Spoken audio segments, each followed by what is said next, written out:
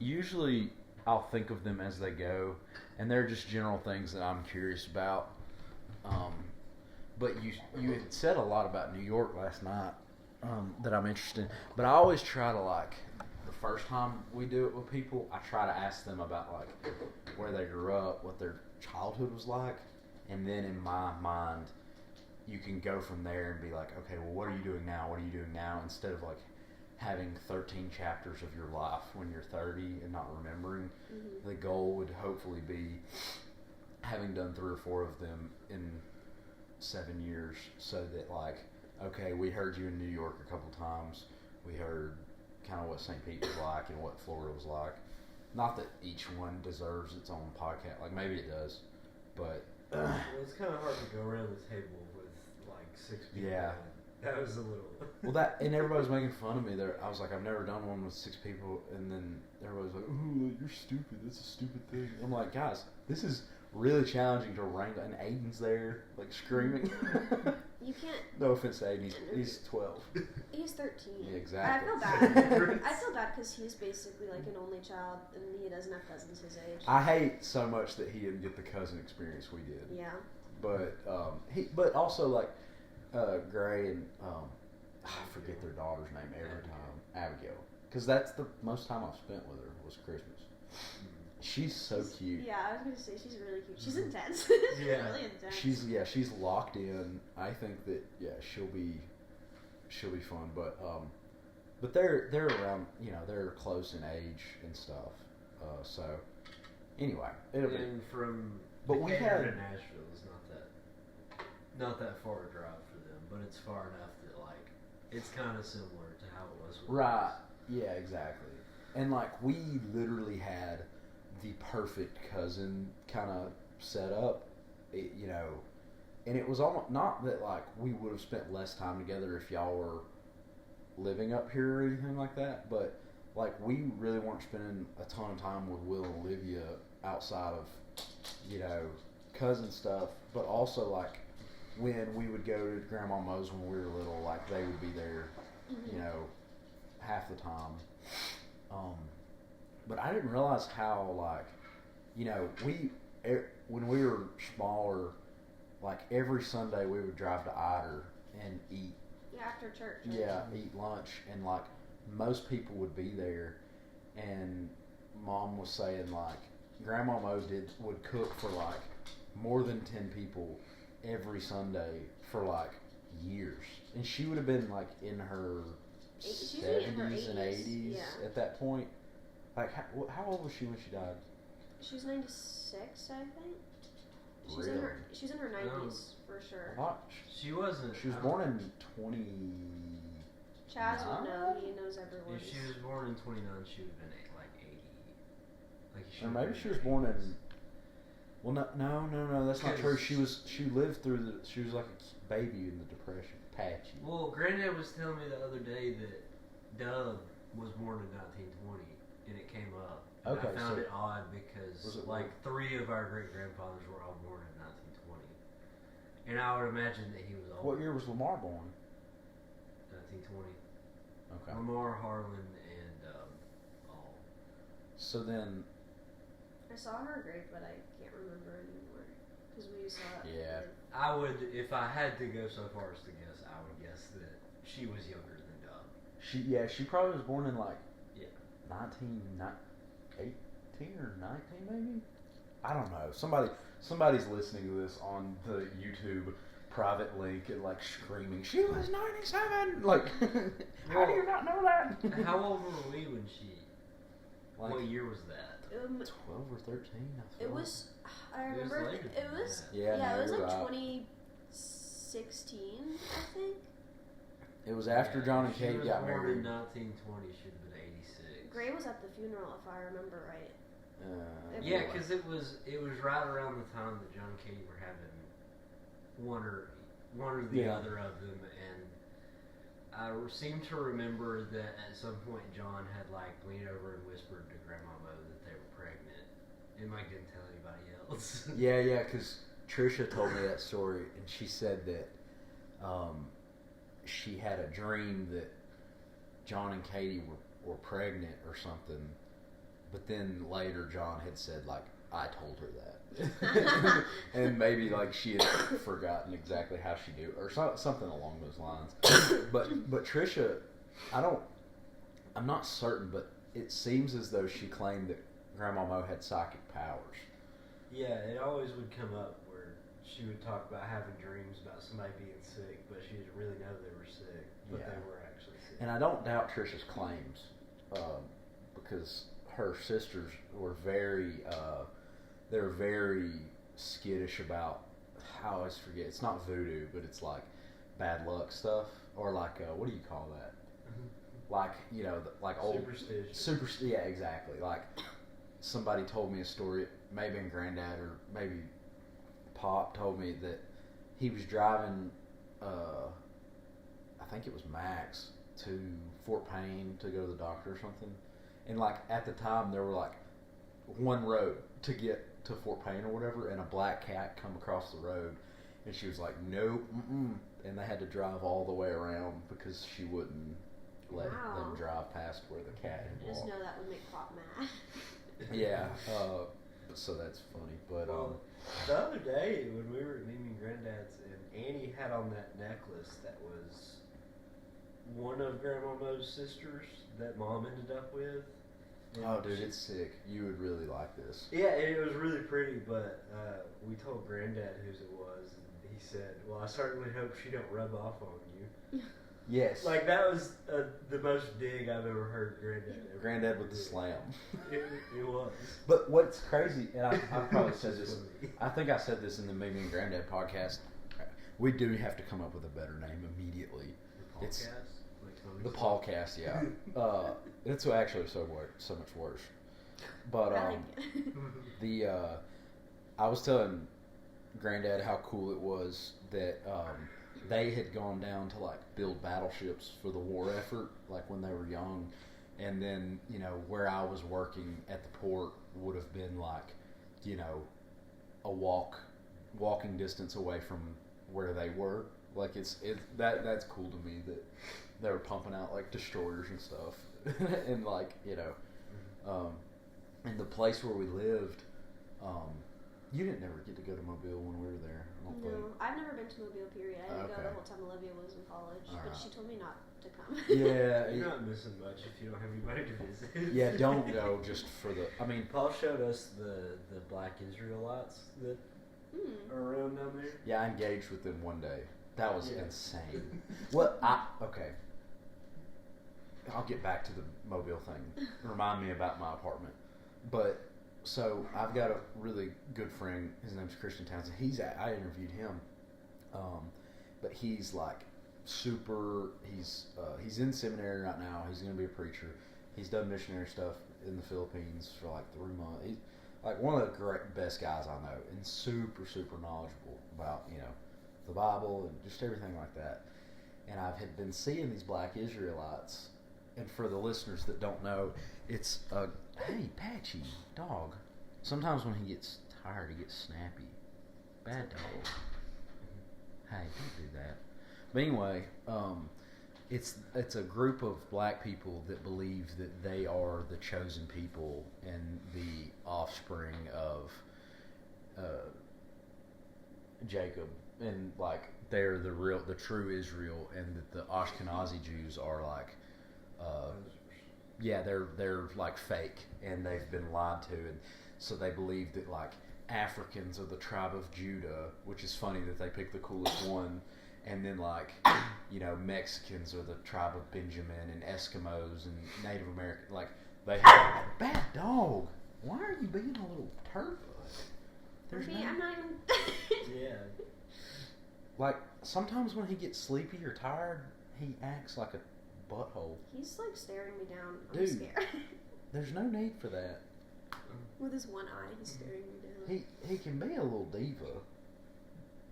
No. He's made his first appearance in the podcast. Did you approach them, or did they talk to you first?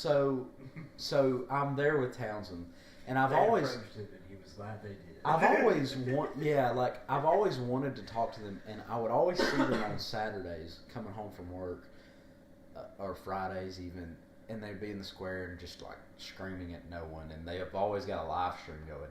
And I've tried to find it where it is on YouTube, but like I'm probably a part of a training video. But we're walking, and both of our wives, his wife is like very pregnant at the time, and it's hot, it's the summertime, and they were doing something downtown. It was like a pole vaulting, like they had pole vaulters. Okay. So like the college was pole vaulting there, and then like all the bars had, everybody's doors were open, and it was like an event, right? So of course they were there.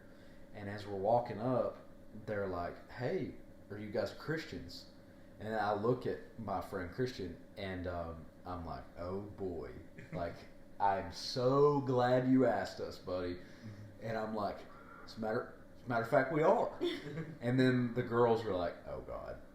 So they kind of are standing like behind us, and me and Christian are engaging with this guy, and it was impressive how well they know their like script. Like, you ever seen a car salesman go through his like progression of the sales process? Like, I like sales guy, like, Wolf of Wall Street type stuff. Like, I always want to be a salesman. I don't know if I would be good at it, but it seems fun, like that interaction and getting people to agree and agree and agree and agree, and then you get to your thing, and then it's easier for like psychology stuff. And so it was impressive to see this guy, and he had like two hype men. One guy had a Bible that he'd be like, "Read da da da da da," and they've got stuff bookmarked so they can, bam, and it's highlighted, so they can go into their point. And obviously they're manipulating a lot of things and bending things to make it as though, their entire argument conflicts with the point of the New Testament, in my estimation at least, and I think most.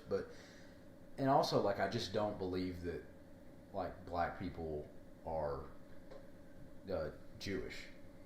Well, I mean, they can convert. Well, no, Drake is Jewish. But interesting. I kind of also feel like you shouldn't be able to convert to Judaism. Well, they try not to let you. Like, that's kind of the whole thing. It's a lot harder than what we have set up. It's a bloodline thing and not a... Well, this is very true. Maternal. In fact, like, Orthodox Jews prefer you to be non-religious and have a Jewish mother than if you are religious and have a Jewish dad. Like, that, you're seen as way less of a Jew if you don't have a Jewish mom. That's why Chaz and I, like, what? There's levels to this. Yeah, that's why Chaz and I are considered Jewish by everybody, even though we don't practice at all, because, like, our mom is like a full-blooded Jew. So my coworker from Israel is Jewish, but his wife is from like Chicago, and they live in Nashville. And it's come across to me that I like want to ask him about it, but also like I know that we have some questions for you. Like because since I've worked with him, both of his parents had died, and like he would go back and he would talk about like all the stuff that he would do with his family and like all of the traditional stuff, and like I would want to ask him more about it, but like I don't. He strikes me as the kind that doesn't doesn't practice all that much, but he'll still do some of the things. But like I don't want to accidentally like hit a nerve or anything. Yeah, or like make him think that you're right. Like really, I want to know. Yeah. Yeah. Well, We're just asking some questions. It's actually very difficult to convert to Judaism. Like, you are supposed to get denied several times before. Kind of like the Freemasons. Oh, I don't know about the Freemasons, but I've been told that Freemason for the goyim. Yeah, it's Gentile Judaism. Yeah. Well, they worship. Well, they don't. They will never say that they worship Solomon. Do we have any Freemasons in our family immediately? I thought Tony said at one point he was. He may be. That'd be great. I think we can still slam the Freemasons. Well, no. He wouldn't care. Well, yeah, I know, it's fine, and I'm fairly uninformed, but there was a while there where, like, I had 5 bosses in a row that were Freemasons. So I got, like, I got interested in it, and I only had one. They can't, they can't invite you. Like, they can't recruit you. You have to do it of your own free will and volition. But it was obvious to me that at least 2 of them very much wanted me to inquire and they love talking about it. But their guy, they're like king. The guy that they love is Solomon, because he built the temple. You know, David's son. Anyway, and so that's when it all started. And so they're really into like Solomon, who was like, you know, he was the like wisest man to ever live. Apparently, like he had good ideas, but also like he had like 700 wives, and then like 600 concubines or something crazy. I think there was like a total of 700 Living women. life right. He was like interacting with, and they were all like, and they were bringing their own gods into the situation.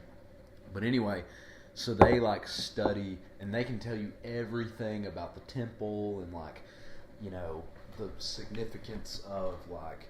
It's like a religion? Well, no, they won't say, like, not necessarily, but from what I understand, when you take the oath and you do the thing, you know, they always say, like, oh, we read the Bible at all of our things. And I had one guy, he would tell me, oh, you learn more about the Bible going to Freemason stuff than you do at church. And I'm like, I'm glad. But then he also would say, it's just, you have to be religious. You don't have to be Christian. So there's like Freemason lodges that are like predominantly Muslim or Jewish or Hindu. Like they're all across the world. And so, but the thing, I listened to my buddy, I was telling my buddy, and I've always been very interested in it because like all the founders were Masons. And it may have been a different thing in that time. I don't know.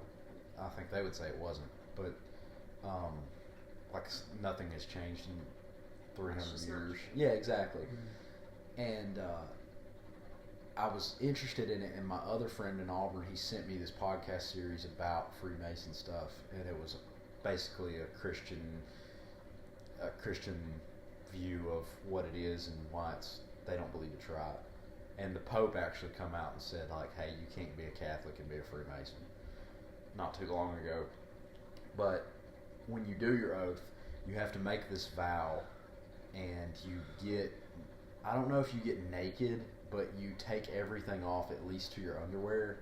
And like if you're wearing a cross necklace or something, you have to take that off. Like you can't wear that when you're saying the oath. And it's basically saying like, this is more important to me than anything else in my life. And they say like, if I divulge secrets, I will be gagged and killed in a high tide. I'll be bonded to the shore in low tide and killed in the high. You're putting curses on your family name. Like if you break the rules. It was legitimately you say things like, what will happen to your children if you turn on the Masons, essentially, and you make this oath. And it's very best case. It's weird, but anyway. It's like a fraternity.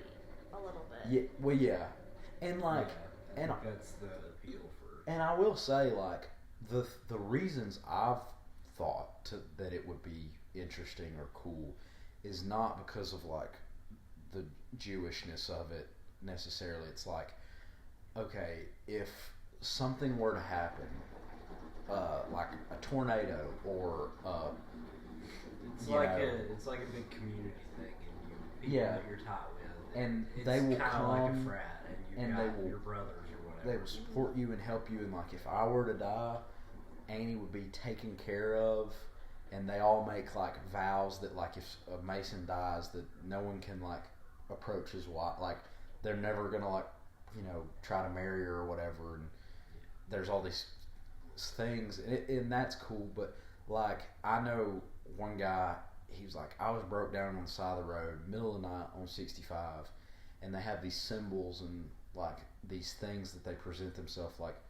If I'm a Mason, I'll say things in conversation that are like codes to see if you are, and then if I am, I would respond in certain ways. So they have all these things, and there's a way that you can stand behind your car if it's broke down and you need help that lets people know that you're a Mason. And he told me that he did this on the side of the road, middle of the night, and he had like 7 cars just like dive bombing in to stop to like help him. And they will like never met the guy before in his life, took him where he needed to go. Somebody like had his truck towed because somebody had a tow truck. Like they'll just help you, and having access to that is cool. But also, is it worth putting your bloodline at risk of demonic activity? Maybe not. Maybe not. So, anyway, but I can't remember what we've said. Not that we had a pre-recording. Well, you're talking about the Black Israelites. Oh, right. Okay. So, super interesting, the sales aspect of it. And we know what they're doing. I've never interacted with them. I'm not familiar with their deal much, but we know. And so they say like, "Oh, what denomination are you?" And so we're giving them the hardest possible answers to go in their script. We're trying to mess up their script, right? Mm-hmm. And so me and my friend are like, "Oh, we just believe in Jesus, the teachings of Jesus. You know, we really aren't. We're like Bible believing Christians, but like we don't conform to." And my friend is extremely Baptist. Like, he's as Baptist as it gets. He goes to the Southern Baptist Convention every year. Like, I love him so much. And I try to say I'm non-denominational, but unfortunately that is a denomination at this point. So, anyway, and then Annie's standing there, and she's getting frustrated with us because she wants to hear the pitch. And she'll be like, "We're Baptist." Like, she would, like, say the answers. And then they said, "Who has oppressed our people for hundreds of years?" And, like, me and Townsend were like, "We haven't done any oppressing." And Annie goes, "White people." Like, she's falling right. And they're like, "Thank you, sister." And, doing this whole thing. And eventually they get to the point where they claim that they are the chosen people and that Jesus came for the Jew and to redeem Israel, and his entire ministry was for the Jews, and they, I think, that they're just like, it's not, and that's what I asked the guy. It came down to it. I go, okay, so what? Okay, let's say that you're right. Let's say that Jesus was not here for me. He didn't die for me, and yada yada yada. Okay, and you're upset about being oppressed and all that. I get all that, but like, if all that is true, then what's the point of you yelling at me in the street right now? Like, what do you want me to do? How can I help you, right, in a perfect world? And they're like, because like, I read my Bible, I go to church, I do all these things, like, but I'm sitting here like, what's the point? Like, do you want me to not do that since it's like a black man's religion, I guess? And he was like saying, well, no, it's good for everybody to know the truth, even if it's not for you necessarily. Like, I would appreciate you learning about this stuff because, this is the true thing, but, you're not going to benefit from the promises of God like we are because we're the chosen people. And I'm like, okay, so again, like, why are you here to liberate black people? Like, do you want blacks to come and integrate? Because, like, we're the bad guys in this interaction. It seems like it's just more of he wants you to know that you're the bad guy. Do they ask for money? Mm-mm. Oh. No, and, like, they're doing it for the love of the game. We gave them what they wanted, but we hit a point where the wives walked off because Danny's very pregnant again, and they were watching the pole vaulting or whatever. And eventually Townsend was like, they start reading the Bible, and, he's got a lot of stuff memorized. And then he'd be like, wait, read the next verse. And they would read the first verse, like, like yelling and very, and then when they would read the next verse, the guy would go, and so and they would just not be into it because they knew that it conflicted with their message.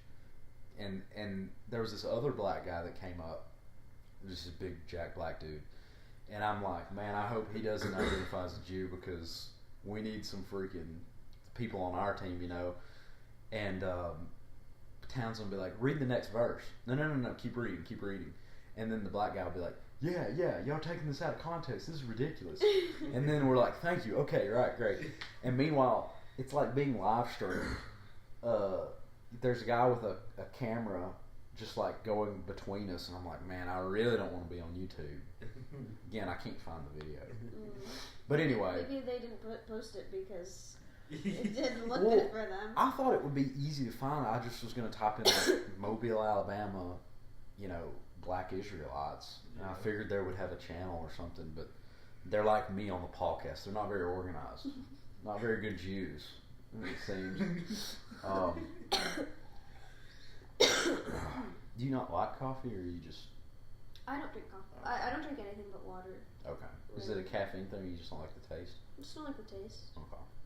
I also don't really need caffeine. Like, I get up early and I stay up. I get sleepy at like 2 p.m. Yeah. Maybe I'll take a nap. Usually I just don't. But anyway, okay, so we're here together today with Lily Pillips, our New York. Yeah, I guess you're the only person, as far as I know, from the family that's lived in New York. Did your mom ever live in New York? Well, she is from Long Island, but she never lived in the city. Okay. I think I knew that. Yeah, she didn't go very often to the city either, from what I understand. Okay. Like went to high school there and everything? To Long Island. Right, like yes. that's where she went to high school. Yeah, and she went for college, I think, 1 year, and then she moved to Las Vegas and went to college in Las Vegas for like 3 years. To the desert. Yeah. From like the most beautiful place, like the East Coast is so. Well, Long Island kind of sucks. Yeah, right. Okay. So. Fair. So where did your mom and Jeffrey meet? They met in grad school. They were both doing a PhD at I think Southern Mississippi State or Southern Miss, one of those. Okay. He's PhD clinical psych. She didn't finish her PhD in school psych because the professor sexually harassed her, and she shout out. Shout out. She didn't have the motivation to finish. From what my dad says, it doesn't sound like she had a lot of motivation in the first place anyway. But that just really and they met. My mom went up and complimented his watch, and he goes, "It's and he said whatever it was, he did not know how to flirt, and she liked him because he was the smartest person that she had met." Interesting. And also, how old were they? Were they like 28, 29? They got married at 25 and they dated for a year, so they were 24, yeah. Okay. Yeah, like younger than me, I guess, at this point. I guess grad school, I'm thinking like, I'm silly. Yeah. Okay. Well, but my dad was like, I want to get engaged after a year. Okay. And she didn't, but she said yes. Very, so very Sand Mountain of him. Yeah. Well, I think she liked him too because she was in Mississippi, and she's a Jew in Mississippi, and she would she'd be in conversation with people. The clans down there. Yeah, she'd be in conversation with people, and they'd be like, "How does it feel that you're going to hell?" When they would find out that she was Jewish, and he was, my dad is he's pretty liberal. So he was not like that at all. He didn't care that she was Jewish at all. Mm-hmm. So I think that was another. I don't know why she. He didn't realize what he was getting into. I don't think she did either. To be fair, had by the time they get engaged, to your knowledge, had she been to the mountain and eyed her and stuff? Which I guess were Maisie and Pop living in Gadsden at the time? I think they were living in Scottsboro at that time. Yeah. Okay. Because I remember they moved when Chaz was born. As soon as Chaz was born, they moved to Florida. Basically. Yeah, okay. Because they wanted to be near, which, thank God. Yes. Maisie and Pop, me and Chaz both consider Maisie and Pop as, the people that raised us more than anybody else, I think. Well, how horrible, no. I love the way that starts out. Well, I just think how great I had it. Both sets of grandparents were very close and very involved, and they came to all the things, right? Mm-hmm. And it just it bums me out whenever people don't have that. It's well, it even bums me out that the Griffin family, we've got Tony and Stephanie and Jack, and Nana and Pawpaw, but Pawpaw's step grandfather, and we've met Pawpaw's family and we like them and they're fine. Yeah, we've gone to a lot of stuff. But the people that we share a last name with, we don't.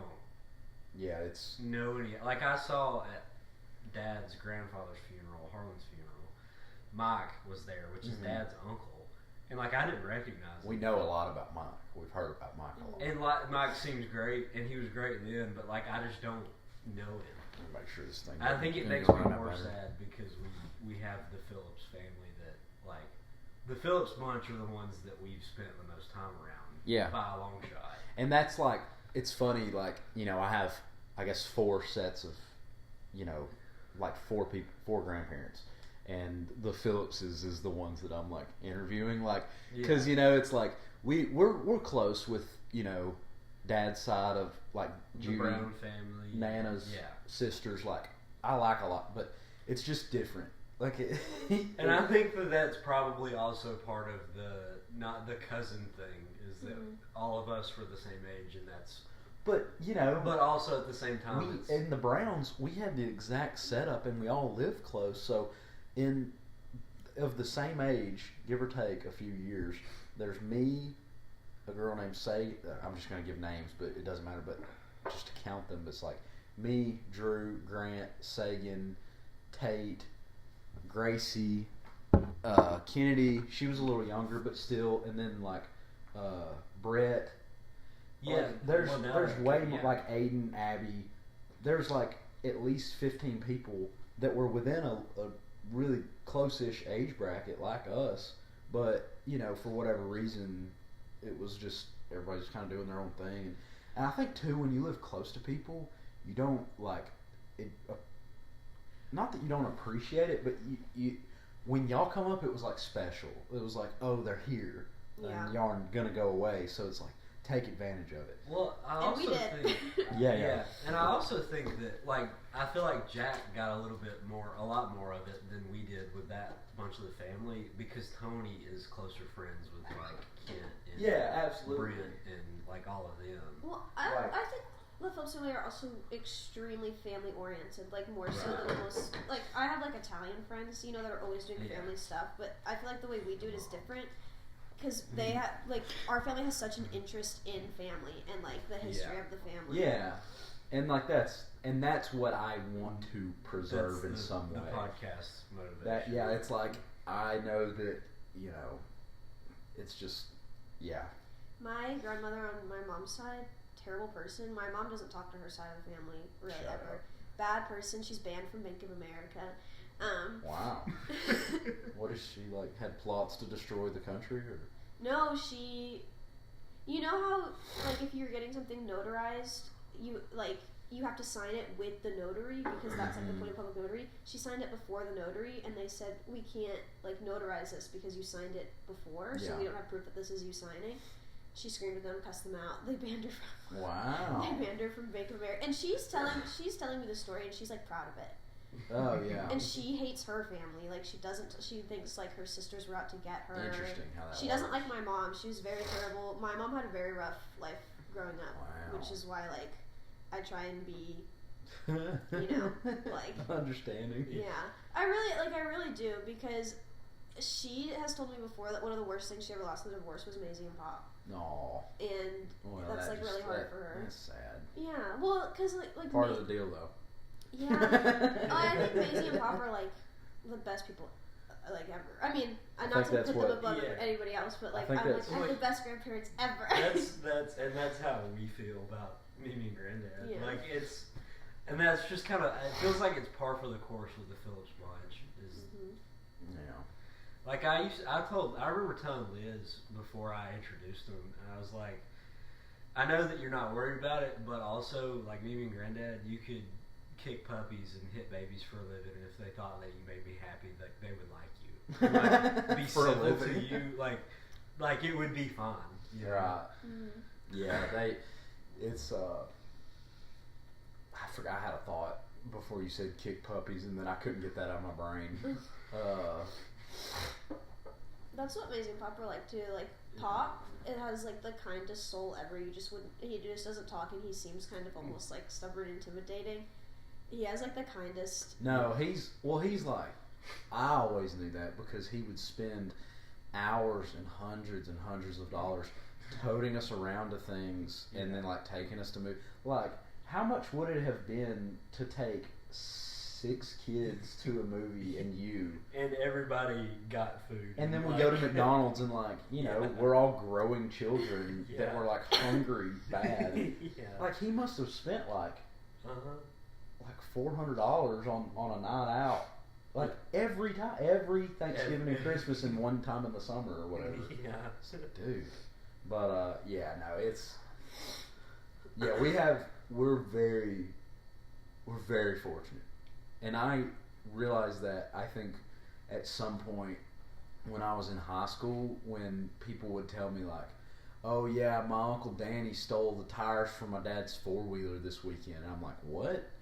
Like, you hear, like, when you start getting exposed more to the world, like... There were two things, at least for me, that I had realizations with, like, all my classmates. Yeah. One of them was that Mom and Dad were not wealthy, but they were, like, stable and financially, like, everything We're was never fine. hungry. Right. And, like, that was a realization that, like, not everybody has that. And then the other one was nobody has the family like we do. Yeah. And that was another, like... Well, and if they do, it's like, there's, like, beef at all times. Yeah. Like, if there's a big fan, like the, you know, I'm not going to name any names, but I started to say names, but then a lot of people would know who I'm talking about. But, anyway. But, yeah, okay, so, I can't remember what I said in this recording. But, what, okay, so you were born in 2000 or 99? It was 2000. Okay. March, so almost 90. Oh my gosh. Oh. So you don't remember Clinton, do you? Nope. Rob hates it bad when I remind him that I'm a 90s kid. But he just wouldn't understand. For what, 5 months? Yeah, it was a different time, but you know, when he went on SNL and played the saxophone, I was like, man, this is a guy I could get behind. But that would have been like 94 or something. But anyway. Well, he was president from 92 to 2000. That's what I said. And, okay, so you were born in 2000, and, how long, so, okay, let's go back to Jeffrey for a minute. So, he graduates from Ider, or Scottsboro. Okay. Did he go to Ider at any point? No. Okay. I don't guess I ever did he went to Scottsboro. Yeah, they lived. What is with like? He was, he was class president. I thought maybe. He's so quiet now, but he was very popular and talkative in high school. I've heard your dad tell like a handful of stories from back in his day. Like the one time y'all were staying at Weiss Lake, and we went over there one night. It was like when it was before his stomach got real bad that time. But anyway, and he would like, you know, he talked more than I've ever heard him talk in my life that night. And I was like, okay, let's lock in and absorb this. That's also a recurring theme with the Phillipses. Scottsboro? About not talking, like not hearing them say a whole lot, and then they say something and it's like really interesting. You're like, oh my gosh. Yeah. You did what? Yeah. Pop knew 2 people that were like, he knew someone that was like tied to a tree and murdered. Yeah. And it's like, he knew people that lived in caves, and I'm like, you don't live the life most people have like ever lived. Yeah, my dad knew 2 people that were murdered. One person that was murdered, and another he was playing baseball with and just died on the field when they were playing. They'll do that. Yeah. Olivia lived through an active shooter situation. In Mobile. Yeah. And I met a friend of the shooter at work. Wow. I remember I texted y'all in the group text and told her the story. Yeah, old Bryce or whatever his name was. Shot the place up. But anyway, okay, so just real quick before we start talking about you. So, just to get some prerequisites. So, your dad goes to Alabama. Did he know he was wanting to get into like psychology and stuff, or not psychology, or psychometry, or It's a psychology. Yeah.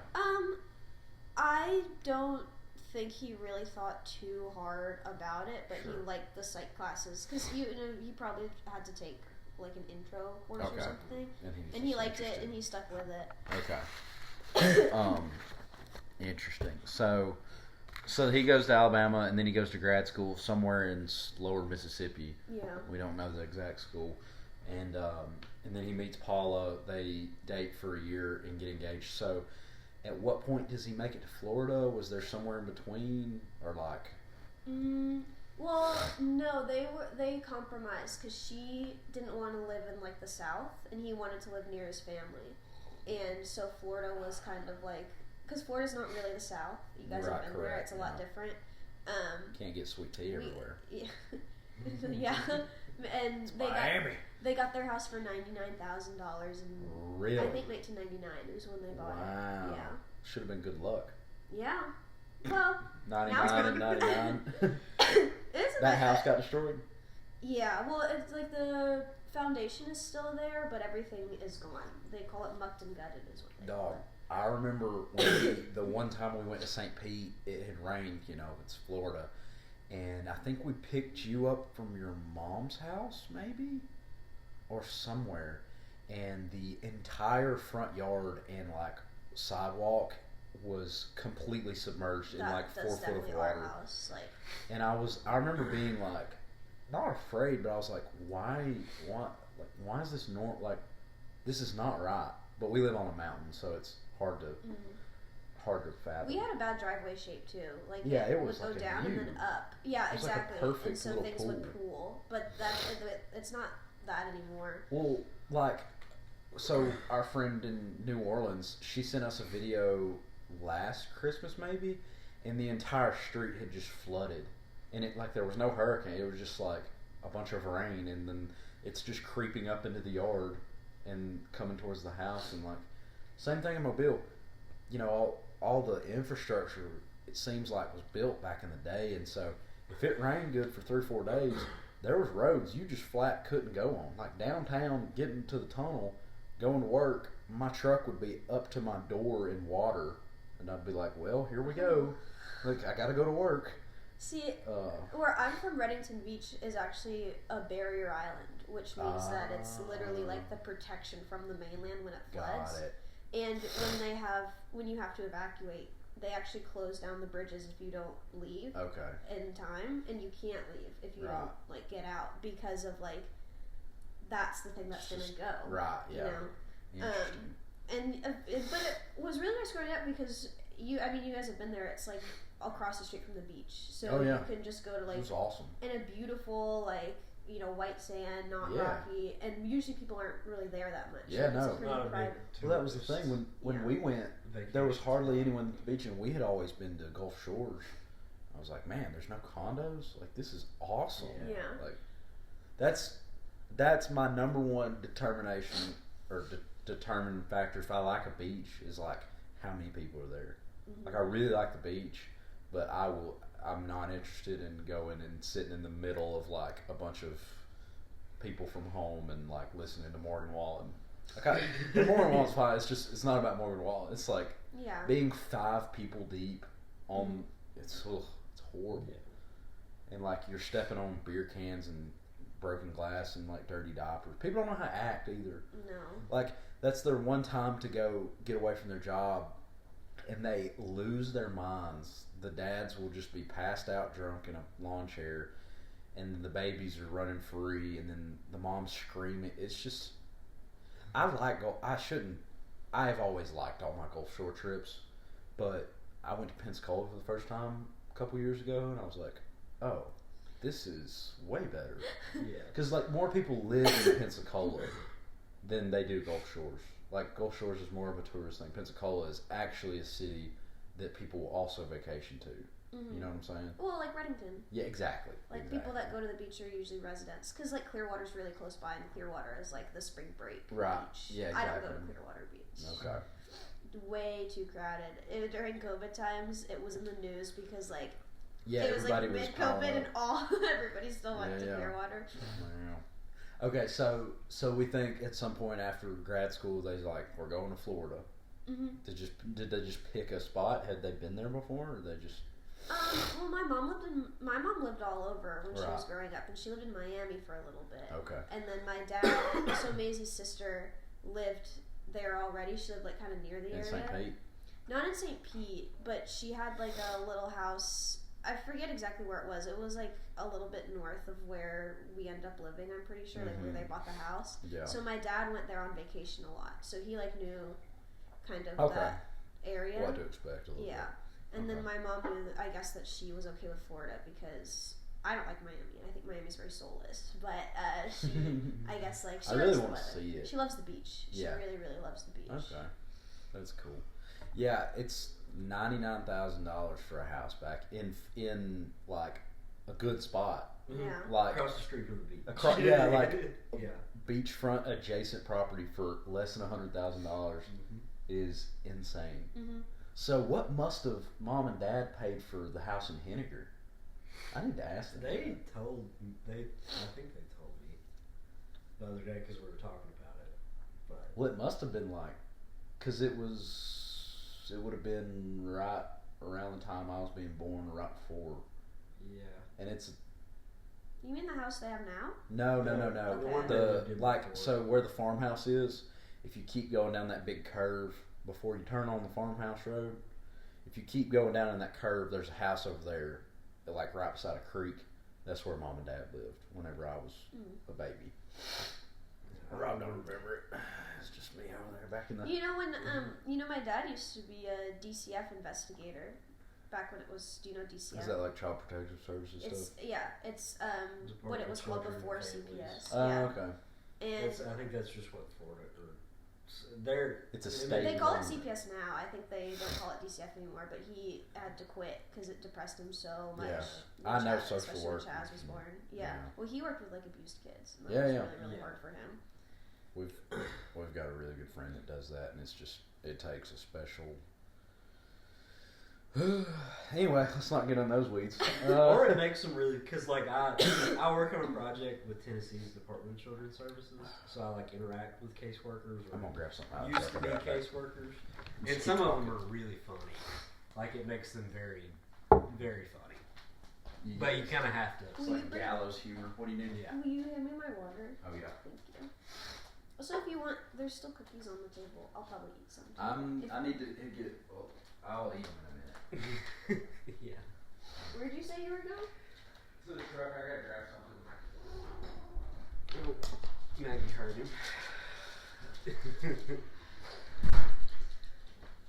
Does Liz usually sleep in late when she works the? Yeah. She likes to, whenever I'm working and she's not, and Patchy will come downstairs, he'll come and run around and use the bathroom, and then I'll always put him in the bed with Liz, and then they'll stay there till like 11. Are we still? Okay, it's just 8 o'clock. Would we just go if they don't get up, or would we have to abandon it if they don't get up? I would be fine with going if they don't get up. That is fine. I don't think Liz cares that much. For the podcast, we're thinking about going to watch Avatar this morning. Important context. Had to get my little snacky snack. Oh, you don't have. There's no Zins left in those, or should I not say the word? It's You're reading okay. the podcast? No, I consume nicotine in a smokeless and tobacco-less free vehicle, but it's fine. It's what the kids these days are doing. This is very true. It fights autism too, and I need all the help I can get in that fight. Well, I take Tylenol, so I've lost that fight. I think you're good as long as you. I think when you're a baby, you can't take Tylenol.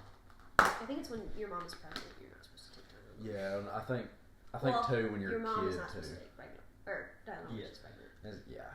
Anyway, what? Okay. So $99,000 in 1999. Man, those were the days. I wish y'all could have seen them. Then and then you're born shortly after they moved to St. Pete, and then Chaz is born on 9/11. Talk about a bummer. And they chose it for Trisha. Yeah. Thanks, They induced. A lot of people don't know this, Lily. I'm glad you brought this up. They induced Chaz or your mom to have Chaz to have the same birthday as Trisha. Right, and that is because she lacks the hormones that you need to give birth. So she was in labor with me for 48 hours. Oh my gosh! And I almost died when I was younger because she didn't know she didn't know she could produce breast milk. What? And so I was starving to What death. hormones is she lacking? If She- this isn't, I don't want to get too. No, personal, it's like, but- well, she lacks the one that helps you produce breast milk. She lacks the ones that help give you contractions. Estrogen? No, Okay. it's like lactase. It's the only or girl something hormone like I that. know. Oxytocin. Oxytocin. Oxytocin, yeah. Which is like, that's also a bonding hormone too. Yeah, I was about to say that seems like it could be. I was about to say it does more than just. Yeah, but she can bond. It's just but it's like oxytocin has a lot to do with birth. Like it helps you like push. It helps give you contractions. Okay. And so like it took her. That's also what the way I understand it. That's also what people liking holding your own kid for the first time to doing like mega heroin because your dopamine is so like to keep you from eating your baby. Like it's very much why people want to like have more kids right after they have kids. Yeah, even though they were just have the most horrifying pain in their entire life.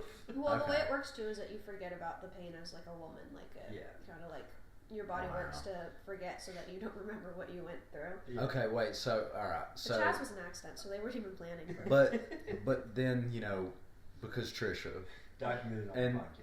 Okay, so like I knows. need to ask Jeffrey about Chaz being born on 9/11.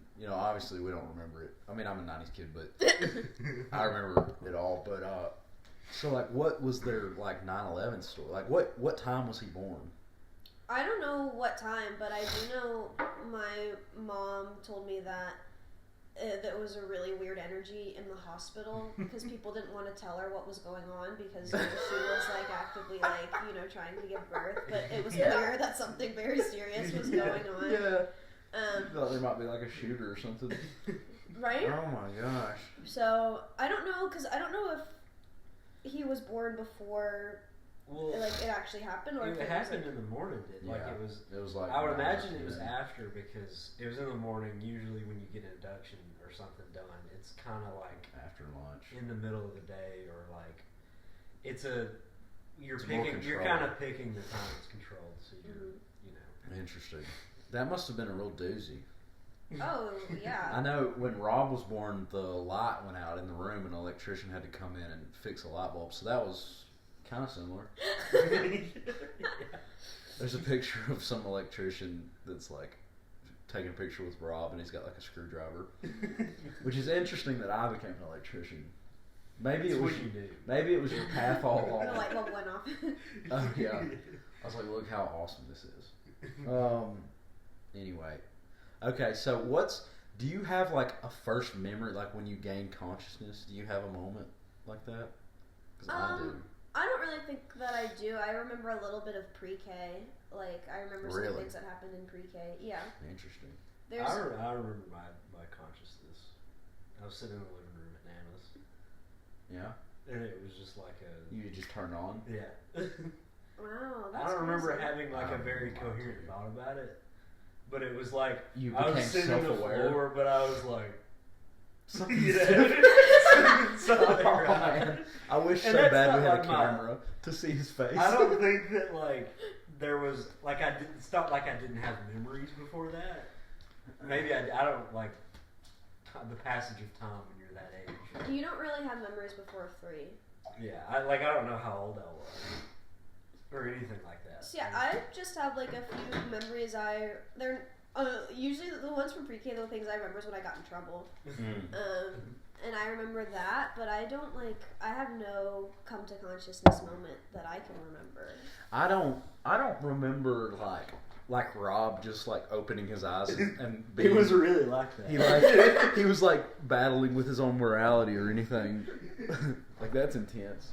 But the first memory that I have was I was at the house in Henniger, and the car lights would pan across the house, and it would cast these shadows throughout the house. And I remember like seeing them and thinking they were like ghosts or something. I would run from one end of the house to the other, like, ah! And then another car would come. Like, ah!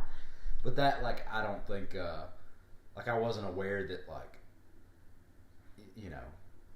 that I was perceived. I don't know. It was different than Rob's, but hey, baby. And then I feel like I don't remember anything from that point till like maybe the 3rd grade. Not necessarily. Like I remember certain things, but not like I have some memories in Cornerstone, but I can't tell you who my 2nd grade teacher was. Like I don't know. Mrs. Payne. That was mine. I liked her a lot though. Yeah. Well, I like a lot of my memories have to do with school because in Alabama, those are like what I really remember more than anything. But wait, okay, so do you remember the first time we ever met? Like, do you remember? I don't remember that either. That was not like a. It was always just kind of a constant. yeah, Yeah, no. I like really. I thought really about don't. that the other day. It's like I feel like we just It just always was. Yeah, probably because it was like me and Olivia had a joint birthday when she was like 1 and I was like 2. And I don't remember that at all, but like from a very young age, we just were always together. I definitely remember like Cammy and Dakota coming in the picture and everything. Yeah, I do too because we can get that on the bonus episode. Subscribe for $10.99 a month if you want to hear what Lily was about to say. No, and what's it called? But I don't remember like Will being born or anything like that. Well, because Will is only like a year younger than me. Yeah, so I wouldn't. Yeah. But anyway, yeah. So y'all are just always around it. Okay, so all right. Is there anything else you want to say about your mom and dad before we start talking about your childhood? No, well they'll feature. Sure, yeah. But like pre you. Okay, so where did you go to like elementary school? Did you go? Okay, go ahead. Where did you go to elementary school? I went to Ridgecrest Elementary because I was in the gifted program. I was in the gifted program. I have a question. Do you get the weird like? Every now and then I'll see somebody talk about being in the gifted program, and it's all these shared things that like happen, like the purple liquid or whatever. I don't remember that because I was in it too. Ours was, I think, I don't like. We just had more. We had better teachers for sure. Was it a separate school or a different program in the same school? When I was in pre-K, I was bused to a gifted thing once a week. Okay. But when I went to Ridgecrest, it was lottery. You had to have an IQ of 130, and then you had to enter a lottery to have your name drawn to be put in the gifted program. It was like hard to get into, and so I got in, and then Chaz was grandfathered in because I got in with the lottery. Think your mom pulled any strings at the old I think probably synagogue? I don't know. No.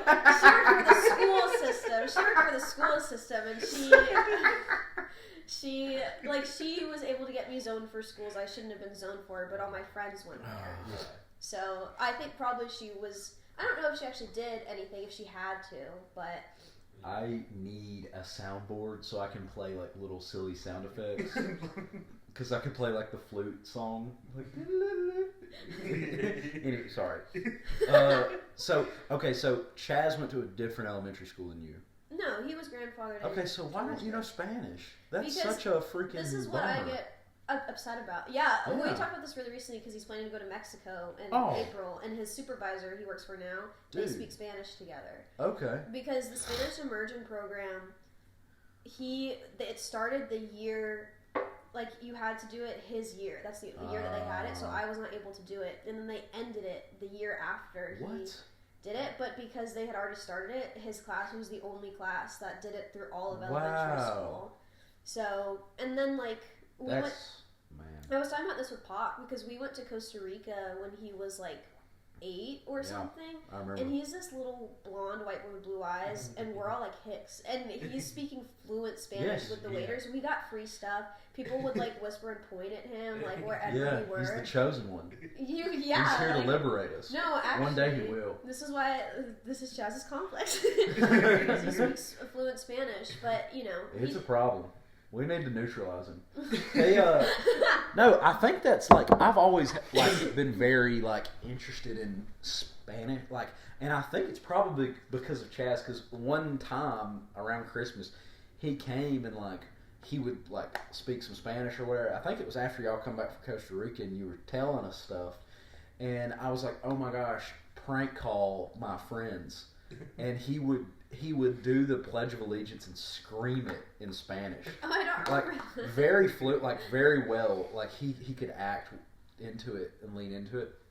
And I remember being like, "This is so hilarious, but also so useful because like I knew a lot of Mexican kids in my school, and I was like, man, they always are talking Spanish. It would be cool if I could like know what was going on and not be, and especially my job, like it's such a handicap that I can't speak Spanish, but I get on a big kick every year and try really hard to learn like Duolingo. And when I was working with like 70% Latinos at the time, if you gave me another like 2 or 3 years of that, I guarantee you I could speak. Yeah, that's the best way to learn is to immerse yourself in. Because like there would be crews with only Mexicans, and then I would ask the ones that spoke English, like, hey, try not to speak English as much as you can. Like I'll ask if I need something, and I got to the point where, and I'm not like this anymore.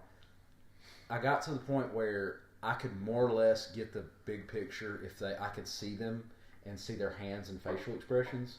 Like I could more or less interpret what they were wanting, and I knew a lot of key words to where I could get with it, and I could like, aquí, and I could say stuff, then they would get my gist. Yeah. Well, I've heard Bailey, one of my friends, his dad does construction and like runs crews and stuff. Yeah. And I've heard Bailey talk about it, and like Stanley don't speak a lick of Spanish, but he can understand it. Yeah. Exactly. It's like that. Yeah. Well, see, I've tried really hard, but with Spanish immersion with Chaz, it started, I think, in kindergarten. Yeah. And it's like it wasn't even like they got Spanish lessons, but it's like half your day was in Spanish. Yes. And they started them like that. Yes. I wish like that's one of my biggest like most envious things. Oh, dude. Difference between envy and jealousy for those who don't know. Envy, you think you don't care that person has it, you just wish you had it. Jealousy, you don't think they deserve it, and you want it for yourself. I guess I'm jealous then. Chess he's too powerful. Honestly, it's a problem. Yeah, no, he could like radicalize people. Chess has radicalized. Exactly. Yeah. Because he's also like obviously very intelligent too, and he's read a lot. So. He's like Professor X, but like a little bit maybe autistic or something. I'm just kidding, Chaz. You'll get your episode. You can defend yourself. You'll do a great job. We're gonna have to do a remote one or something. I'm gonna have to figure out. This is getting increasingly difficult to manage. Anyway, it's fun. Okay, so you don't know Spanish. No, I know a little bit because I took it in high school. Well, there are a lot of like brown kids in Florida. Well, not where we were in the gifted program, especially. Not really. Right. Like the gifted program was lots of Jews, Indians. Yeah, lots of Indians, lots of like Vietnamese, Korean, kind of that kind of Asian. I don't know if that's offensive or whatever, but it's like. No Asians will listen to this podcast. Oh, this is probably true. But like gifted, it wasn't a separate school, but we all had our own classes in our own like section of the building. And you called the other kids almost like prison. It was like the Gen Ed. It was what you called them, like general education. It was like, the Gen Ed kids. Annie, they had that at Auburn with athletes and non-athletes. The athletes would call the non-athletes like lank or something. I'm messing that up, but they had an acronym. It was like derogatory towards the normal like non-athletes, which is crazy because like the golf team would do that. You're like, hey buddy. And it's also crazy because the athlete kids like were very clearly favored in the classroom. And had it easy. We won't get off on this subject because Annie needs to be here for this because oh my gosh, but I got in an argument yesterday at work with a guy, and they were talking about NIL, and they ruined the game, and Alabama doesn't win every time now, and they've ruined it. It's like, shut up, dude. Like, Saban retired. I get it. It sucks, but y'all remember Shula. All you Phillipses, I know it's tough now, but like Auburn's had it worse in the past 5 years than y'all have, and also you remember what it was like back then, so it's fine. Like you had your time, and I hate it for y'all. I want Alabama to be good. It bothers me that y'all got slapped around by freaking Indiana. Like that deeply disturbs me. The Yankees winning again? No, that's a problem. Is Indiana Yankees? Well, they're not for the Confederacy. Oh, yeah. Well, I don't know. I'm sure there's a lot of places in Indiana that are very Southern, like Yeah. culturally, but I think they were in the Union. Yeah. Rob can't confirm this. Again, this is maybe more of a Chaz topic, but anyway, we were talking about how the student athletes like just they get a free education, they get a free ride, this and that. Well, they're getting free college. I didn't get free college. I had to work 3 jobs. I know, I get it, but their degree options are left-handed puppetry and German polka history and underwater basket weaving. Also business. And business, which is equally unuseful. It's like marketing. Yeah, so like Annie had to fight and claw to get a kinesiology degree, which you would think would be like a perfect degree for an athlete. Yeah. But because like they were incentivized to put you in the easiest classes to keep your GPA up, to keep you eligible. So that was it. So all these people, you know, they're going to go be do sports psychology and go be coaches and graduate assistants and get on that pipeline and just stay in basketball their whole career, which is fine. I bet she's snoring. But like, if you wanted to be, you know, an engineer or a like pre-med or pre-law or whatever, you literally couldn't. And if you were, you would have to be a guy that was not like super, like, you couldn't be the quarterback and you would have to be like a backup offensive or something like that, and you would have to really have to go out of your way to try to do that, and it would be so hard. So when people say, oh, well, they're getting free college, it's like, yeah, but they're not getting like a good, like a useful degree. Yeah. And the teachers will just pass them because like they have to, like it's just part of the deal, and it's always been like that. Yeah, UF had stuff like that too. Obviously, like you have some big, like sports school. The easiest class I ever took, everyone in the back row were football players. Yeah. So you know that's just how it goes. But anyway, so back to you. Sorry, I don't know how we got off on that. You don't speak Spanish, and the Gen Ed kids. That's what it was. Well, my question, I guess for you guys is because like I know Chaz and I were very like different from what you knew. So what was your perception of us, buddy? Well, so this is funny. I always remember when y'all would come up, because like I had a few friends that I would hang out with from time to time. Whenever y'all would come up, and after y'all would leave, and I would hang out with my friends again, I had been told that my accent changed. Dad would tell us after we had been around y'all. Dad like I was less. I sounded like less of a hit. It bothered. That never happened with my friends because I code switch. I'll code switch in a heartbeat. You should have seen me in Mobile. I was a monster. I was like Kamala. But Dad would always say when we were hanging out with you that I especially would talk different, and I do that like if I'm around like my pawpaw, I get louder and I draw out my words and I talk more like him. And like my great grandparents, I will really dial it up, and it's fine, but like, you know, there are times when I turn it up and down, cause like I've noticed this is not to get like too in the weeds, but like when black people meet me for the first time, I look a certain way, like I have a man bun, whatever, but when I open my mouth and speak, their guard goes up. Like a lot of the time, I know this, because like they'll be kind of not standoffish, but in the same way, if some guy at a gas station like speaks a certain way, my guard goes up because like if you don't like speak coherently, I'm like, oh man, this is different, right? And that's fine. Like that's not, you know, I don't think that's racist or anything. It's just like culturally, like part of this defense mechanism. And so I have to like not win them over, those people, but I have to like, okay, I sound like this, but I don't like hate you, because a lot of people in Mobile, no one talk like me. Like it's the South, but it's kind of like Florida in a way of like. Yeah, well, it's your Panhandle, right? Yeah, it's like a lot of minorities. Like Mobile is, I think 52% black or something. I think it's if it's not 50-50, they're bigger. But so they would hear me and just be like, oh my gosh, what is going on with this guy? And I'd be like, hey, like I'm cool, you know, like hey, it's all good. And then like they would be, and then they would always say like, oh, at first I thought you were like in the Klan. And I'm like, well, thanks.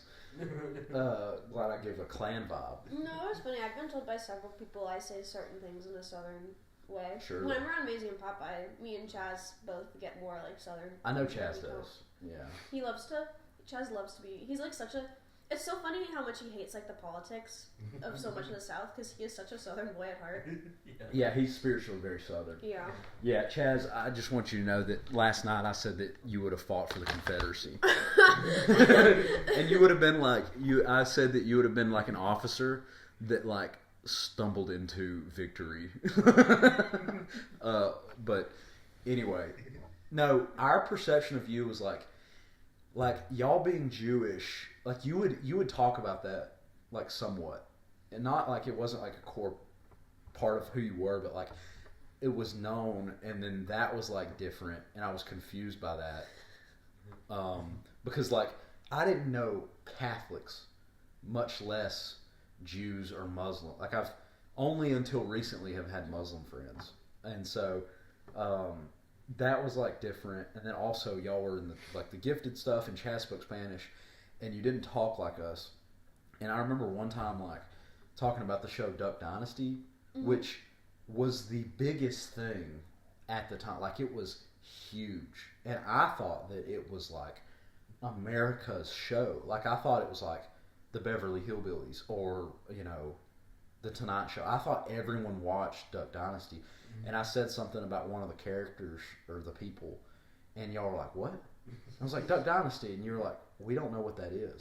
I was like, "Yeah, you do. Yeah, oh yeah. It's like they make duck calls and they're in Louisiana," and you were like, "We don't know what that is." And I remember being like very disturbed by that, and I turned it on to like remind you, and you just didn't know, and I was like, "Man, this is different."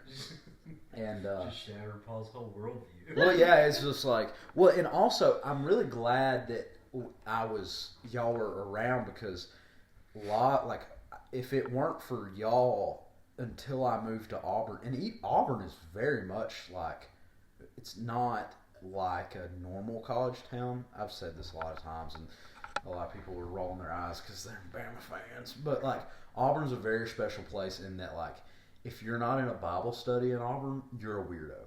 Oh. Yeah, it's like there's bars and there's like I wouldn't say people you're drink. I wouldn't say you're a weirdo, but I would say that you're an exception. Yes. Like it's Yeah, right, correct.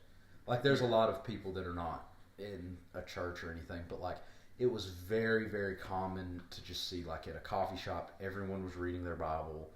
Like it was like there was like prayer, like a bunch of like small groups, and like all the time it was just like a very much a part of the culture of Auburn, where Tuscaloosa is the exact opposite. Bigger fraternity deal, much more out-of-state kids. Like Alabama, don't know if you guys know this, but 60% of, or it's probably more now, 60% was at the time out-of-state, and it was like California, Texas, Georgia, New England, like New York, everywhere corner of the country would send their kids to Alabama for whatever reason, and Alabama was like, yeah, come on, where Auburn was like more. They've got a good football program, and you've got T-Town, and then Auburn, you've got downtown Auburn, which is, there's like maybe a couple bars. Yeah, there's like 4 bars. Not a lot to do, and then there's Opelika, and then that's it. Yeah, and then which like Atlanta's an hour Opelika is and a like half your away. average getting off the interstate to get dinner town. Yeah, like that's there's a Cracker Barrel, which it's bigger now because of Auburn. Like it's blended now, but anyway, yeah. But what I was saying is, had it not been for y'all, if I were to just move to Mobile, having only been around, certain kinds of people or whatever, people that are similar to me in a lot of ways, it would have been like very jarring. Like it was jarring enough as it was, but like having been around y'all and knowing that like, oh, some people like Obama and like or what, whatever, like just like there are people who are like me that are opposite, but they're not like Fox News wants me to believe or whatever. So that was awesome, but but I don't think at the same time when we were around y'all, I don't think I was like too wrapped up in that. It was just like you said, y'all are always just kind of around at certain times. There were enough differences that provoked a little bit of thought, but it was never like we act. It didn't shatter my worldview. Yeah. Right. Yeah. Small doses. Except, well, I remember one time we came up and you had never heard of Super Bass by Nicki Minaj back when that was like huge. I was like, you don't know Super Bass by Nicki Minaj? Yeah, right. Yeah, there were a lot of things like that. And Friday, Rebecca Black, I remember you came down to Florida and I showed you guys that. Yeah. I think I remember. Yeah. But anyway, okay, so your high school, was it split up like elementary, middle school, and high school? Mm-hmm. And you went to different locations for those?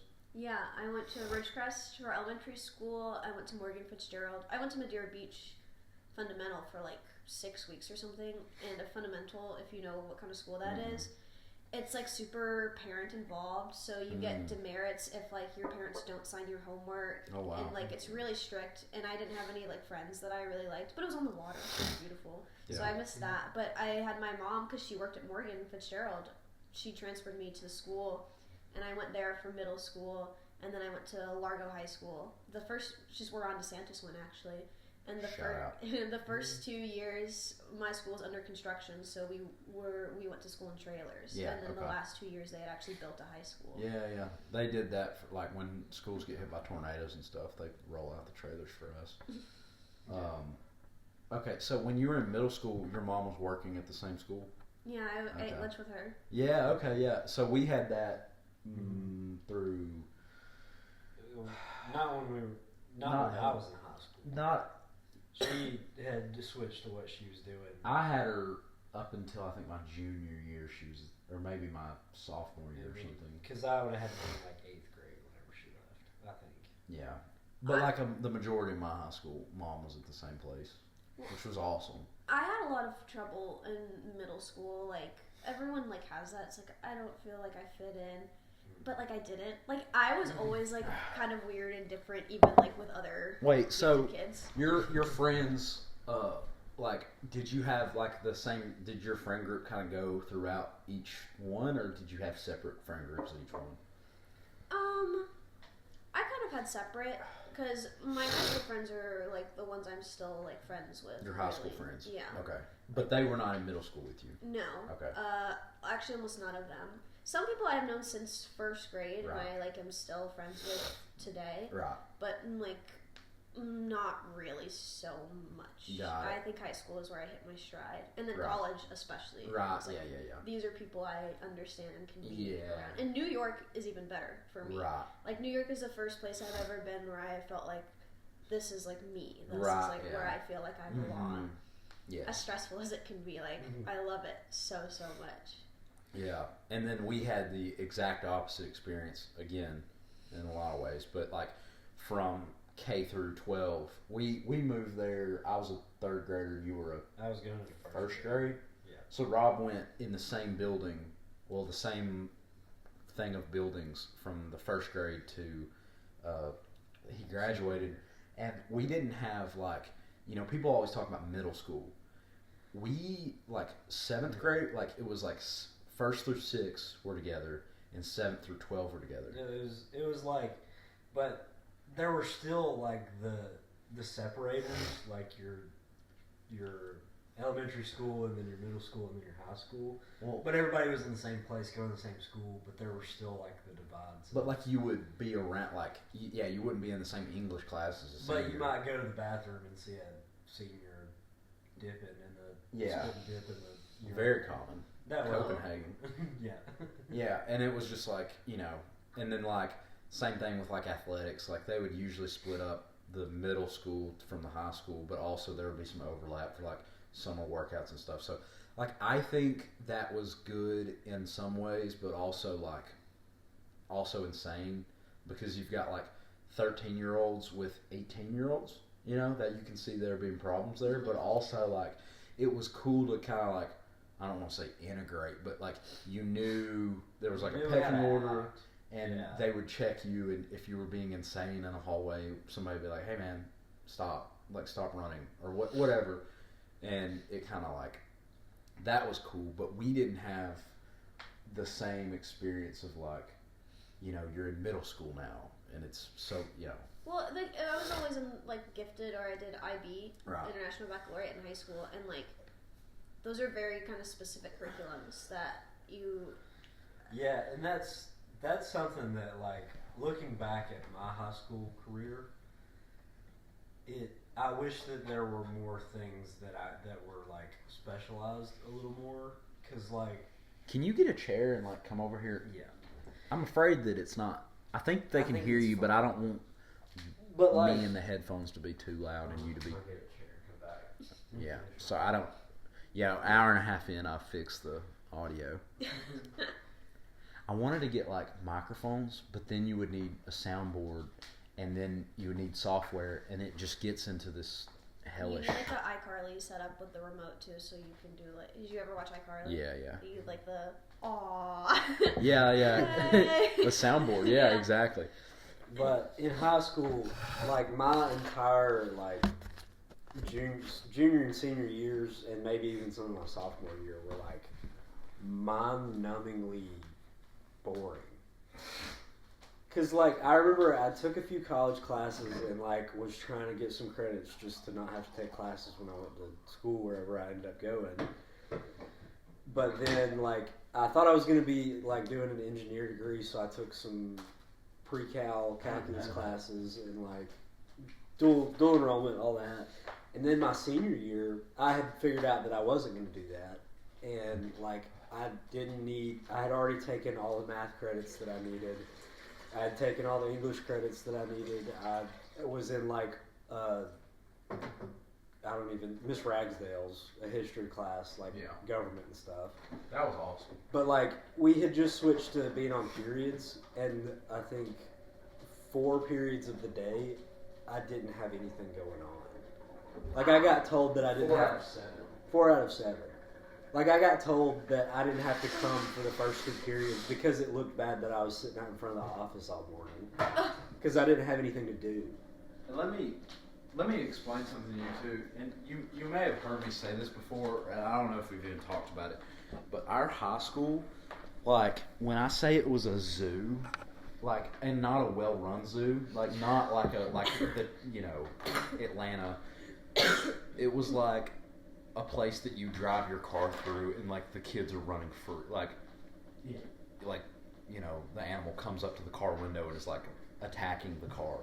That was what our high school was like. Mr. Ashley's son was in Rob's grade, and when Mr. Ashley was the assistant principal, he would keep things going, and like he would like keep everything together and keep people on track. He would give speeches at like assemblies when the year started. He was a very big value add to Sylvania High School. He was like, we didn't realize it at the time how much he was really doing, and then he left around the time I was maybe a 8th, 9th grader, maybe 10th grader, I don't know. And then the wheels extra fell off. Like there was no order. And it's like hiring situation. Every single competent me.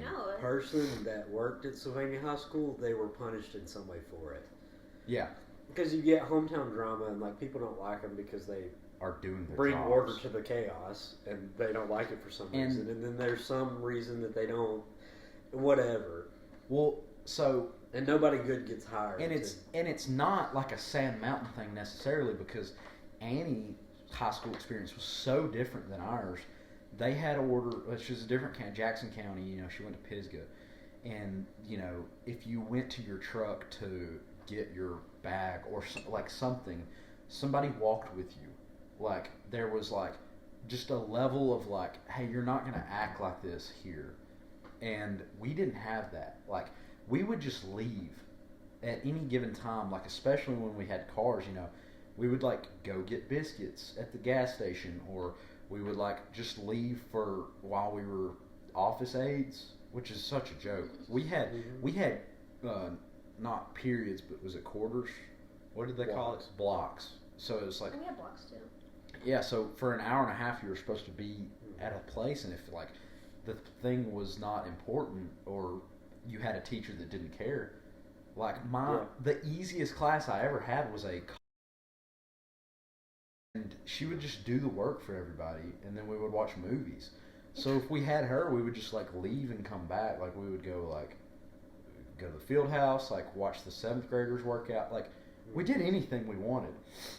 And the hiring situation was so bad.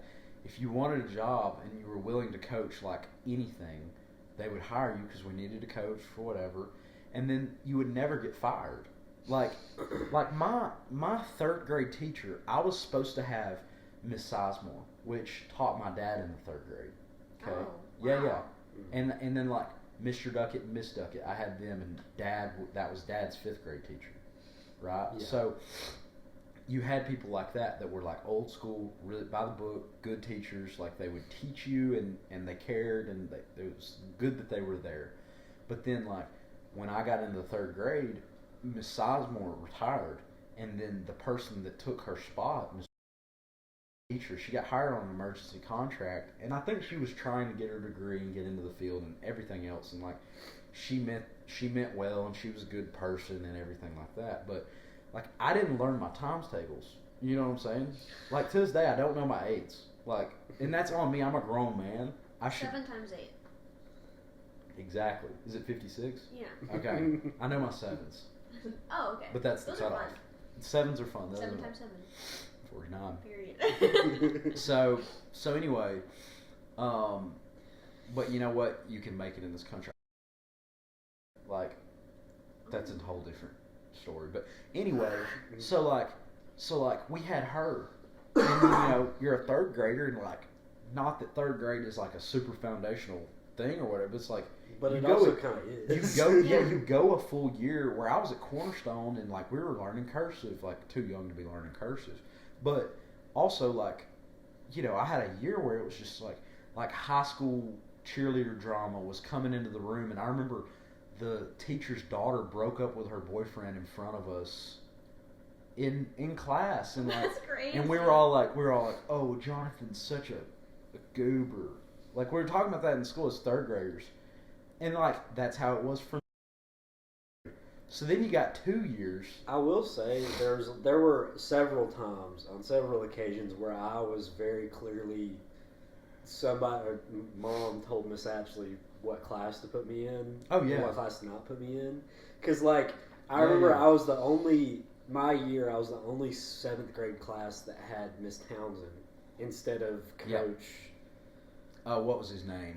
Uh, He's at Otter now. yeah, but he was Goober. retarded. Idiot. He like they watch movies all day and like He needs to be Read a book. punished for that. And I'm not a person that like deeply cares about education either. I just want to be clear about that. I'm not on some like high I am. horse. I deeply care about what they're like. Well, It's Okay. actively hindering those correct. kids, and that's the But I problem. also know that I had the same high school experience as Mason, who is doing med school, and my guy. You know what I'm saying? We all had the same deal, but the difference was the home life. Yeah. That's what makes or break. And you know, like, school can help or hinder, but at the end of the day, like, if you've got crappy parents, you're not going to make it. Yeah. But you could make it if the school were not actively hindering. Yeah, I feel like That's how I feel about it. I And- agree with that. I also feel like back to the being bored out of my mind for the last 2 years of my high school experience. Yeah. Like I feel like I still to this day don't know how to study. Like I don't. Like I just never like if I have to sit down and Yeah. learn something that I don't actually have Because you never had like a had- use had- case for. Then you went to business school. Yeah, and that didn't like I Double didn't have to whammy. learn it there either. But Well, The old double that's- whammy. My high school experience, very, very different Right. from because to do international baccalaureate, it's like not an American curriculum, so you don't have to follow like what the school, what Yeah, everyone Common else has to Core. follow. Yeah, yeah, the Common Core, which is not very effective anyway. There's lots of issues with education, obviously, but you also had to get a certification as a teacher. So we had like self-selecting, very motivated, very intelligent teachers that like really liked what they were See, doing. and like, who cares what the curriculum is? If you've got humans in there that can think critically, then it solves like whatever problems you have with the actual curriculum. And it made me like in my opinion. I love school. Like, I'm still a student because of how much, like, I know how to study because it's like, I loved learning. Like, we had, like, really cool, like, like, the way IB works is that your last 2 years, you get tested on everything you learn on a big exam, like, at the end of the year, and you have, like, 2 weeks off at the end to study for everything, because you have a bunch of different exams depending on the subject. And so we learned about apartheid in South Africa and the civil rights era in America. Really? Yeah. So to this day, I'm deeply angry about how school ruined like history for me. Really? Because like it's the most interesting thing that you could teach a kid, and like especially. It's boiled down to like memorize these facts about what George year did Washington. World War II start? What year did World War II start? It depends on for who. Like 1939 for most people. Exactly. Like 1941. It was boiled down to this mindless. No one knows stuff. that where we're from. No one understands like, and also like, I'm not kidding you. You're not gonna believe this, but like I know people not from home because we learned about this or whatever, but like I've met people from Alabama that didn't know slavery happened. And I'm not and I'm not saying this in like a PC way of like, oh, we have to, oh, I'm sorry, white guilt, nothing like that. I'm just saying like that wasn't like presented to, like when you did Alabama state history in what, the 4th or 5th grade or whatever, like they just kind of like glossed over that point. So like, you know, they're not learning about like Trail of Tears, Native Americans, like the westward expansion stuff. Like it was just like for real, you know, and you're just like, okay. And like Rob's saying, like history is the best. And I knew that I was interested in those things at that age, but I never got anything out of any of it. But it was only until like I was like 20 years old that I realized like I'm a very curious person that enjoys learning about things, but it's only whenever I started reading a ton, and it was crazy to me because like in school I never read books in school ever, and I didn't realize that was something that you could just do and enjoy and for fun, and like you didn't have to study for a test. It's like I read the book like the 1776, the McCullough guy. It's like the famous revolutionary deal, and like I'm reading about all these like generals and captains and stuff that like war heroes from the Revolution, and I'm like, you know, we didn't even like, I knew we fought the British, but that was kind of the deal, you know. But every now and then you would have a teacher who deeply cared about whatever subject, and then you would learn things, and you're like, this is awesome. But then you would have Miss whoever. I had and some, oh my gosh, some don't coach get me started. That didn't have his teaching degree yet that wanted to be a coach. He's a police we officer could, now. We could go on about this. I had a split class between them for like 8th grade history. We're going to get caught up in the weeds. And I'm very deeply angry and sour and bitter about my experience and then, with a lot of my teachers. Okay, so all that's like about the actual like education stuff. But then also, on top of that, also, we had an alleged sex offender and a convicted sex offender working there at the time. Whoa. And there were also people. We get. It is fine. Like, I don't want to. I'm not. It's not what this is about. I'm just saying, like, there was a guy who was older than us that graduated. Yeah. That's sick. Yeah. See, I didn't know that. Our teachers, they did not like the principal because he wasn't a very good principal, but they were so protective of us. Like, I mean, they wanted to be there and they wanted to do what they that were was not doing. the case for us. So, and like in my high school too, it wasn't just.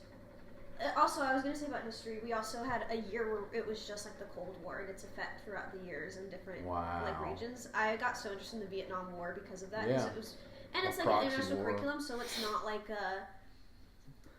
it's like America looks really bad a lot of the time when you're learning about stuff like that. Through the world's view. Yeah, that they don't really teach you. That was something that was not presented to us as like another perspective of like, you know, anything. It was just like, this is what we did and this is why we did it. And people still think, like, a lot of people in our family think that, like, we won the Vietnam War. I don't think that's true. I've talked with, like, Maisie and Pop about it. Well, yeah, but, like our parents don't. Oh, well, no, but I just like you learn, and then we had this thing. Let us know in the comments your opinion on Vietnam. And then we had a class called Theory of Knowledge. So it wasn't just that you were learning things; it's like you were learning how to critically think about the things you were learning. Yeah, I remember doing something like that because I did the gifted program at Sylvania, which is not the same thing as what you did. But I do remember because I went to it for like a year, and then after that, like it was one of those things where like nobody told me like when they like I just wasn't informed of like they were still doing that, or I didn't think about it. I don't know.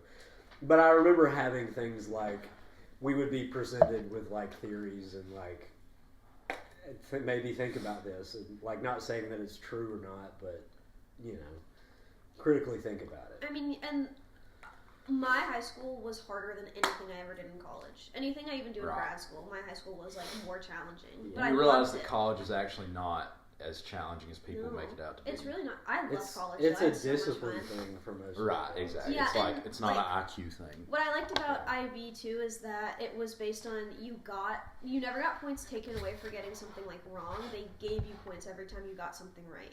And so like if you showed your work, even if you came to the wrong answer, you got like points for that. And I think that's like that's why I'm very passionate about education. I think because I had such a good one, I can see how much it affected me and how good it did for me. Well, why I get so passionate, like it's even crossed my mind to like maybe as a retirement career go and teach at a high school or something, but it's mostly fueled by a spite and anger about my education. To fight back. Yeah. To like go get hired at Sylvania and just like run the school because somebody needs to. Because would be the only one that's not been around high schoolers for their entire career and like has been places and done things and like, you know, doesn't care about high school drama and like actually gives a rip about what's being gained, and it's not just a nice career where you get the summers off and a good pension or whatever. Yeah. Speaking of Vietnam, I've got a booby trap set up to charge this computer, so just try not to. But let's pause it right here and take a break. I gotta pee, and we'll pick up in a second. I just wanted. We're like an hour and 45 minutes in. Oh, so. That's fair. I mean, a lot of it, to be fair, is like not related to. Yeah, we were just riffing. Yeah, right? Yeah. I like how we just kind of brush. There's some deep Rob lore for the podcast. Yeah, I feel like I didn't know how much we wanted to. Yeah, and I got to figure out how to edit these things. But you know, in my heart, I'll never learn, and it's all gonna be. Yeah. But I think that almost makes it more fun. You see the whole process. Well, and like if you get bored halfway in, you're not gonna hear about Rob's. Yeah. Rob.